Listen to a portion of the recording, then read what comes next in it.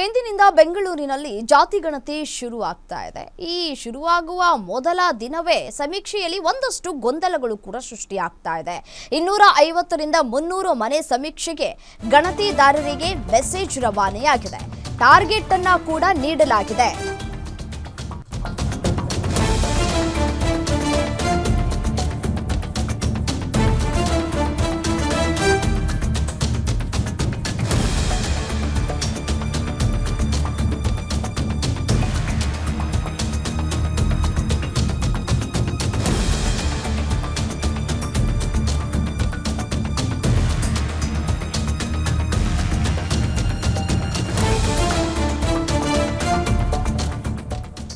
ಇಂದಿನಿಂದ ಬೆಂಗಳೂರಿನಲ್ಲಿ ಜಾತಿ ಗಣತಿ ಶುರುವಾಗ್ತಾ ಇದೆ. ಶುರುವಾಗೋದರ ಬೆನ್ನಲ್ಲಿ ಟಾರ್ಗೆಟ್ ಅನ್ನು ಕೂಡ ಕೊಡಲಾಗಿದೆ. ಮೊದಲ ದಿನವೇ ಸಮೀಕ್ಷೆಯಲ್ಲಿ ಗೊಂದಲಗಳು ಕೂಡ ಸೃಷ್ಟಿಯಾಗಿದೆ.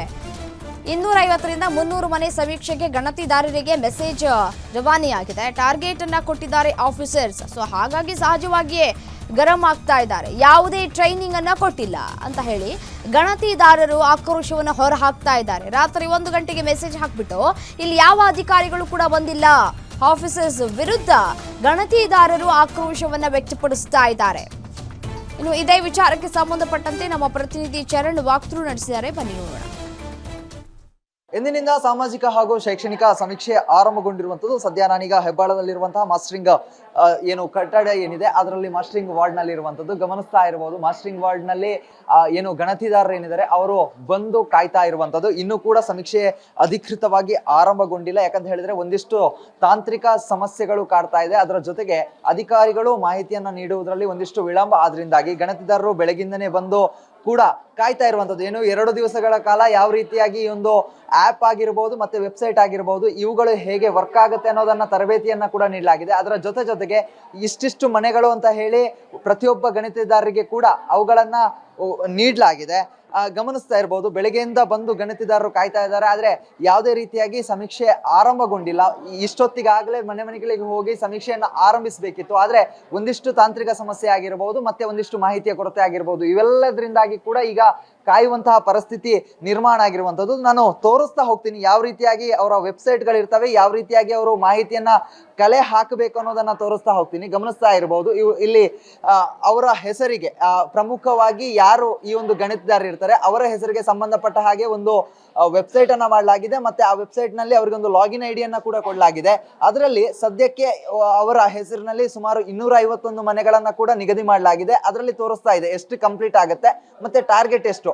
ಈ ರೀತಿಯಾಗಿ ಸರ್ವೆಗೆ ಒಂದು ವೆಬ್ಸೈಟ್ ಅನ್ನ ಕೂಡ ಮಾಡಲಾಗಿರುವಂತದ್ದು. ವೆಬ್ಸೈಟ್ ನಲ್ಲಿ ಪ್ರತಿಯೊಬ್ಬರಿಗೂ ಒಂದೊಂದು ID ಕಾರ್ಡ್ ಅನ್ನ ಕೂಡ ನೀಡಲಾಗಿರುವಂತದ್ದು. ಆದ್ರೆ ಸಮಸ್ಯೆ ಆಗ್ತಾ ಇರುವಂತದ್ದು ಒಂದಿಷ್ಟು ಆಪ್ಗಳು ಓಪನ್ ಆಗ್ತಾ ಇದೆ, ಒಂದಿಷ್ಟು ವೆಬ್ಸೈಟ್ಗಳು ಓಪನ್ ಆಗ್ತಾ ಇದೆ. ಆದ್ರೆ ಪ್ರಮುಖವಾಗಿ ಒಂದಿಷ್ಟು ಜನರ ವೆಬ್ಸೈಟ್ಗಳು ಓಪನ್ ಆಗ್ತಾ ಇಲ್ಲ. ಇದರಿಂದಾಗಿ ಅವರು ಯಾವ ರೀತಿಯಾಗಿ ಸರ್ವೆ ಮಾಡಬೇಕು ಮತ್ತೆ ಹೇಗೆ ಮಾಹಿತಿಯನ್ನ ತಗೋಬೇಕು ಅನ್ನೋದ್ರ ಕೂಡ ಒಂದಿಷ್ಟು ಗೊಂದಲ ನಿರ್ಮಾಣ ಆಗಿರುವಂತದ್ದು. ಮಾತಾಡಿಸ್ತಾ ಹೋಗ್ತೀನಿ. ಮೇಡಮ್, ಈಗ ನಿಮ್ಮ ಹೆಸರಲ್ಲಿ ವೆಬ್ಸೈಟ್ ಇದೆ, ನಿಮ್ಗೆ 251 ಮನೆ ಅಂತ ಕೊಟ್ಟಿದ್ದಾರೆ. ಯಾವ ಮನೆ ಅಂತ ನಿಮ್ಗೆ ಅಡ್ರೆಸ್ ಏನಾದ್ರು ಸಿಗುತ್ತೆ? ಹೇಗೆ ಅಡ್ರೆಸ್ ಏನು ಗೊತ್ತಿಲ್ಲ ಸರ್. ಅದೇ ಏನೋ ಬರ್ತೈತೆ ತೋರಿಸ್ತಾ ಇದಾರೆ ಅವರು ಅಂತ ಹೇಳಿದ್ದಾರೆ. ಅವ್ರು ಬಂದ್ಮೇಲೆ ನಾವು ನೋಡ್ಬೇಕು. ಮೇಡಮ್, ಎಷ್ಟು ಗಂಟೆ ಬಂದ್ರಿ ಮತ್ತೆ ಎಷ್ಟೊತ್ತಿಂದ ಕಾಯ್ತಾ ಇದ್ದೀರಾ? ಎಷ್ಟು ಕನ್ಫ್ಯೂಸ್ ಆಗಿದ್ದೀರಾ ಇದ್ರ ಬಗ್ಗೆ?